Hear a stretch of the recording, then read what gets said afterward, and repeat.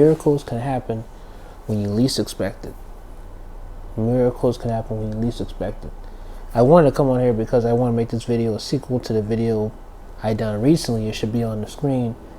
And this talks more about the update of my situation and also just some transparent thoughts that maybe you may be having currently right now, which is that I'm working a job that I hate.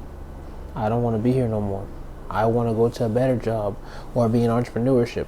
Well, I came here to tell you, to give you inspiration here, that you can do it too. My journey started with me being a I was there. I told y'all about that, how I was only there for 1 week. It was kind of great. Then at the end I realized they were racist because the black people were working outside while the white people were inside, and I was like, man, that's not good. And it's kind of ironic that it's Juneteenth, right? And I'm talking about all this. And I just left the job. And for like, I think 3 weeks, I was just looking for different jobs, looking for tech jobs, business jobs, sales jobs, etc. My dad kept on putting me with grocery store down here in the countryside. And so eventually I just went towards it. Then I realized something just didn't feel right with the vibe. And of course, I think that was around late April, early May. I said that before on YouTube, that I just didn't feel that the vibe was really good. And so eventually I told my father I felt that God told me not to go. So I went to the onboarding.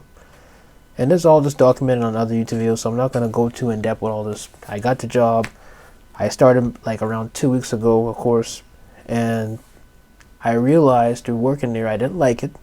Then as I started picking up some pace and looking at some things, I realized they weren't training me right. Then I realized a new kid came. They were having some nepotism towards a new kid.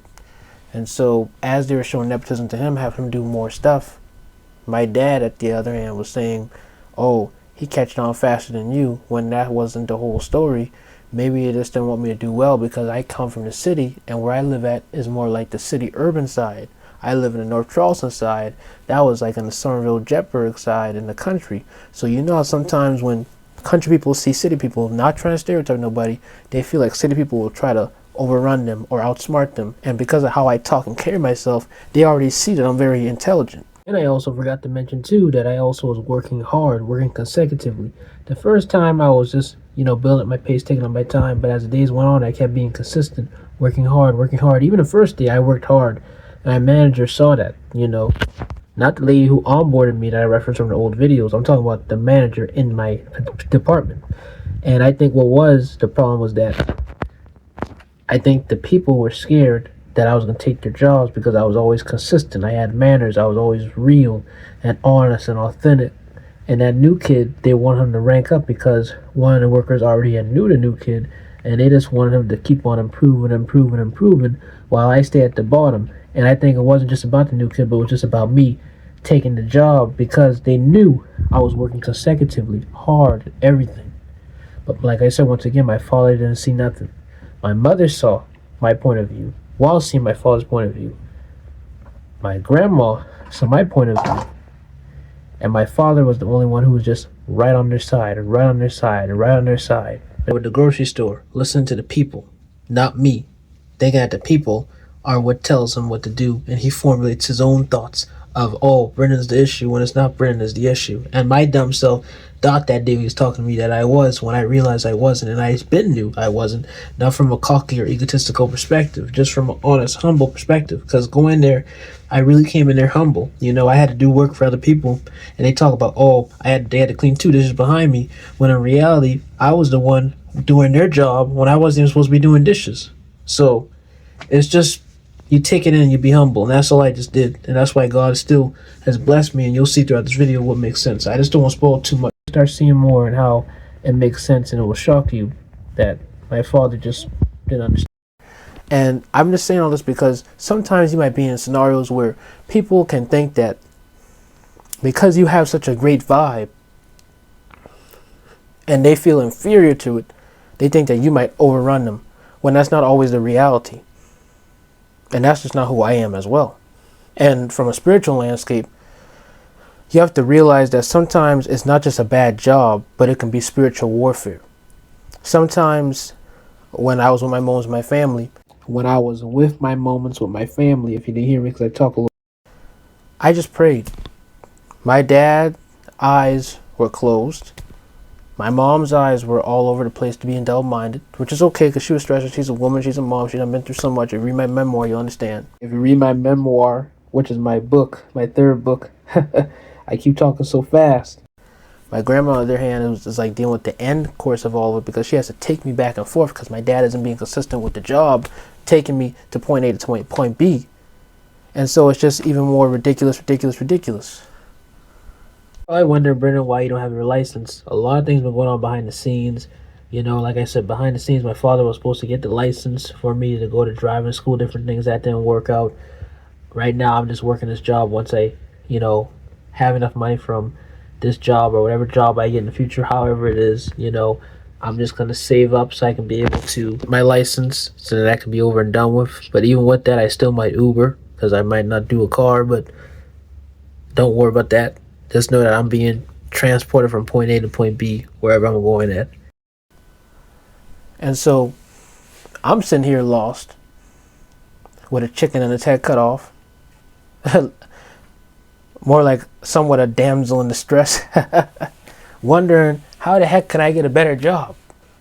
Because the people aren't training me right. The manager, she's up and down. She's kissing behind my father, saying that she really thinks that I do a good job, but then also want to talk trash and say on the first week when I went there, the first day, I did good, then bait and switch and said, oh, I did a terrible job with the labeling. It was my first day working there. And then you want to tell my dad like a week or 2 weeks later that I'm doing good now, which I am, and then you don't even have the people be there to train me. One of the ladies that was supposed to train me that first week. She wasn't on her post. This is before, I'm about to tell you right now what's happening. I did the dishes, right? They put me on dishes. Then apparently they said I didn't do well on dishes. That they had to clean twice behind me, which was 2 different days I did dishes. Those 2 different days they had to clean behind me. The manager never told me that. And me never told me that. She never pulled me aside to tell me that had happened, because at the end of the day, I did clean dishes as the hardest I can, but, clean dishes at home and clean dishes at a grocery store is 2 different dishes. So it's like, what the heck, especially if you're new, you can't expect somebody to be done, within like 1 day to be perfect. No one's perfect. And it just confuses me how there's such a lack of communication and a lack of organization in that whole deli bakery area that I was working in anyway, outside the dishes, just overall. My dad told me that days after he told me that he talked with the lady, or about a day after. So you hold back what I did bad just to tell me the good stuff? No. And then you're holding me at gunpoint. I'm being real transparent here. You're talking all this trash, getting mad at me, my mother, my grandmother. This job is what you need. You're never going to find another job. Oh, the economy's so bad. Oh, you're not going to get nothing great in life if you keep on trying to just sit at home and act like you're doing your quote-unquote business. You're wasting your time, but then you're the same one on the phone talking to our cousins and stuff saying, oh, he's a money maker. Well, my business isn't even making the money it's making yet. It's still in a small phase. But I'm still growing in potential with followers and viewers. You saying all this. But where is the support? I hope I'm not getting off track here. What I want to say here is that when I came to the grocery store, the management was completely disorganized. My manager for deli would tell me not to eat the turkey, which I asked her. But then she was the same one taking free food. Oh, she's the manager, Brennan. So my dad said, oh, she's the manager. And you as the audience probably saying, well, she's the manager. Well, listen to some more. No, I don't even think she bought it. Then the next day when I was working there, she got a sandwich and was shocked to pay for it $4. She said, $4 for a sandwich? Oh, man. So that showed me there with your reaction. If you're shocked to pay $4, that means you must have never been getting food for paying. You were getting it for free. Also, it's just crazy how YouTube can make you record anything and other thoughts. There's also what I wanted to mention too, is that when I was working there recently, I think it was my last day, it was Wednesday, is that my deli partner, when it comes to cutting things, different things like that, he told me, okay, I'll cut the turkey, you bag the turkey. I bag the turkey, I weigh the turkey, etc., etc. All the meat's doing it's got to do. We got to put all the meats up. He said, well, I'm going to do a cheese bundle. I said, okay, we finished up all the turkey meat, everything, right? Then after that, I think we had did something else. I can't remember exactly what it was, but I know he did show me what to do, how to cook chicken, because he asked me. He didn't tell me. He said, well, you can do chicken if you want to. Then I learned about the chicken because I learned about that. After that, then he said, well, you can do the dishes while I cut the cheese. I said, well, hold on. Can I just weigh and bag cheese? He said, no. I just got to cut the cheeses. Well, hold on. If you said earlier, listen to what I just said now earlier. I just said earlier, if you just heard me, that he said there's supposed to be a cheese and turkey bundle. And we're going to do that too. You tell me just now that you got it. And then when I come back, after finishing dishes, I see you look like you're about to bag them. If I'm not mistaken. I could be wrong. Maybe he just has them out there so I can have them ready to bag them. But you've been the one shocked when you said, when I tell you about the cheese, that's how you look. Because they're not taking accountability. They're shocked. Maybe they had a long day working. But I don't think it's that. They're shocked because they know I'm intelligent. I'm accountable.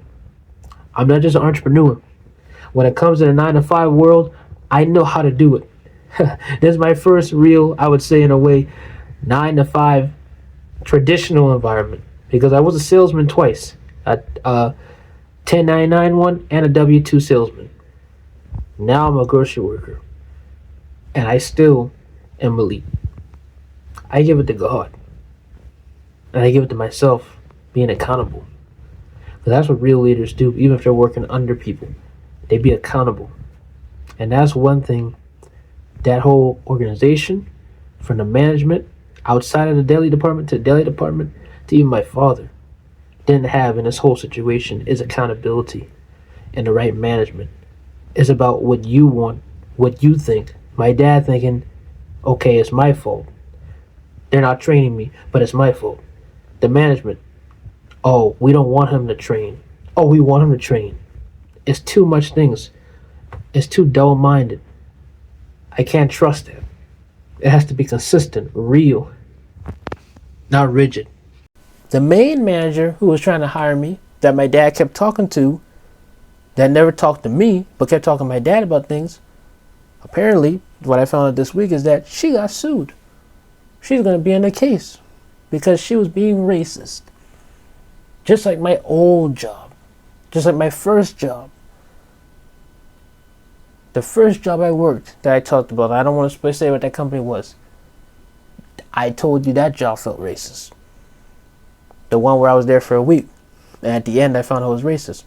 Now this job was subtly quote unquote racist. They had, like my mom would say, token black people working there.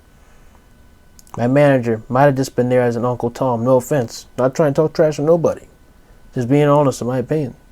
Because I'm not going to give out names, I'm not going to give out the company, because I don't want to get nobody with me in trouble. But I just want to speak my story. This might be confusing saying manager, but the deli manager is the one who was in Uncle Tom. The head manager was the one who was being racist. And so I just found out that the lady who was trying to get me into the job got sued. And then the deli manager who kept getting food for free, I'm assuming, was just trying to keep her job, I guess, by kissing the other workers behind. And it's sad because I'm not a racist. I don't look at racism and different things. I want everybody to be equal. And it's just sad that you have in this world so much racism or hidden systemic problems beyond just race that goes on. But it's just the world we live in as believers of Christ. We're going to deal with that, but we're still strong because we are more than conquerors. That's the Bible.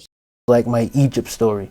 If you ever read the Bible about Egypt and Moses and Pharaoh, Moses told Pharaoh, let my people go, because Israel was in Egypt, locked down. They couldn't do nothing. You probably saw this story before through War of the Planet of the Apes, when the apes were all held captive and they were trying to escape. That's my analogy of how I saw this job. It was my way of escaping, my way of being at peace, my way of going to my real journey, you know? And of course, I didn't get to go to entrepreneurship full time, but I went to another job. Like that first job, I did the same thing with this job. I'll go to a new job. And then I had some interviews that I already had planned. Didn't tell my dad. Only my mom knew. And my grandma had knew about the interview because today, Friday, of course, she had to take me since my mom unfortunately couldn't take me due to circumstances going on behind the scenes. And so she knew. And now, basically, my father's the only one who will be surprised and shocked once I leave that grocery store that he forced me to work for that isn't even worth working for no more. The good thing is this new job wouldn't be too far away. So that was better for my grandma, better for me, and better for everyone. So now, hey, it's a blessing. So closer to my home. First one went well. The other company, I had 2 follow-ups today. I just got an interview done. That's why I'm dressed. And they say they're going to follow me up again for a 3rd time, probably Monday or Tuesday. So hopefully that goes well. The other company wants to talk to me Monday. If one of those go well, which I believe it, I'll be leaving this grocery store. I'm from the countryside and being somewhere closer. And all I'm saying is that God can close one door and open another. You may think it's not going good right now, rather if it's a job, a relationship, a season in your life, whatever's going on. But God can make things so incredible if you just have the faith. Because despite all this going on, all this chaos, because I can't describe all this in one video, because I try to script this out. I try to say what I have to say, but I'm just authentic. I'm me. I can't really go off of scripts. I just love to say what comes to my mind so it can make sense, because I don't want to just say off my mind and not have it make sense to you. But God will reveal things that'll just be so crazy. I knew this job wasn't going to be with me long term. I believed it. But my family just thought that, oh, this job is just going to be here. This job is just going to be here forever. And I could easily quit and left, but I was humbled to stay because I knew God was going to bless me. And as long as I do my part, even if people aren't doing their part and doing all their stuff, I'm doing my part. And so right that last day I worked, which was that Wednesday, and I found out my manager was getting sued by a famous singer who I saw in my local town of Charleston, gospel singer. I said, oh, well, that's my divine sign. I already had enough signs. The people weren't training me. There was nepotism. My dad kept getting swindled by the people, never believing me. And now everything's already unfolded. That was the last nail in the coffin, and no. And these jobs are definitely the last coffin to know. These new jobs. And so what I'm just trying to say here is that, despite all this, I found a new way, a new job to fund my business, because I'm still not quitting on what I'm doing with this YouTube channel and everything. And I'm just documenting this to show you that even with you, that if you're watching this, your family doesn't have to understand your visions. You don't have to fight them. You don't have to fight your thoughts. You don't have to debate them. How I always look at it as in my life is just this. You could have different beliefs or different opinions, but do you respect it? You get what I'm saying? Once again, let me repeat this. You can have different opinions, but do you respect it? You don't have to agree with that person, but do you respect it? You get what I'm saying? You can have 2 different ideologies. 9 to 5, college, after high school. But do y'all respect each other's opinion? Y'all don't have to agree with it, but do y'all respect it? That's the thing that needs to be done. That's the thing that this world needs to be done. There are certain things that just has to be no. Especially from a Christian biblical belief. But just talking to anyone, we should have different beliefs and respect them. Don't have to agree with it, but just respect it. You know what I mean? And so, all I'm just saying is God will use the bad jobs to build your boundaries, so you are ready for great jobs. You can respect families' beliefs. You can love them from a distance. You can do the work behind the scenes. But at the end of the day, no one has the final say-so but you. My journey was chaotic. I started out as a door-to-door salesman for a week in training when I originally applied for indoor kiosk. I then went to a deli. Also, I forgot to say too, when I went to that deli to apply, it took a whole month for me to get the job because the lady who was supposed to be my manager that got sued was not even doing her part and talking to my dad more than me, which that's already documented on YouTube anyway. You don't have to explain that. And so I got the job around late May, early June, when I literally went for it in late April, early May.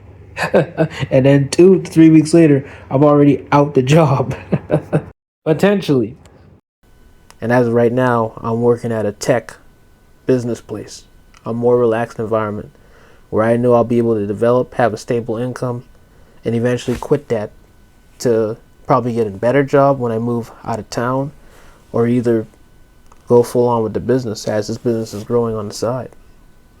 So don't be discouraged, please, because you got this.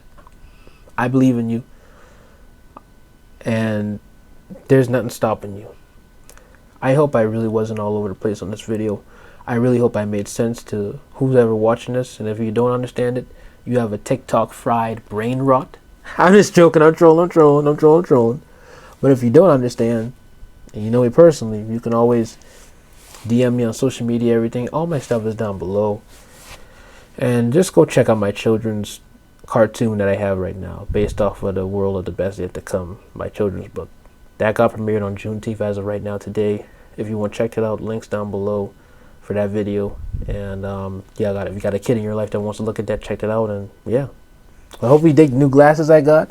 They're anti-glare now, so you don't have to worry about my eyes being blocked. Now you can see me clear, and hopefully this video was excellent and great for you.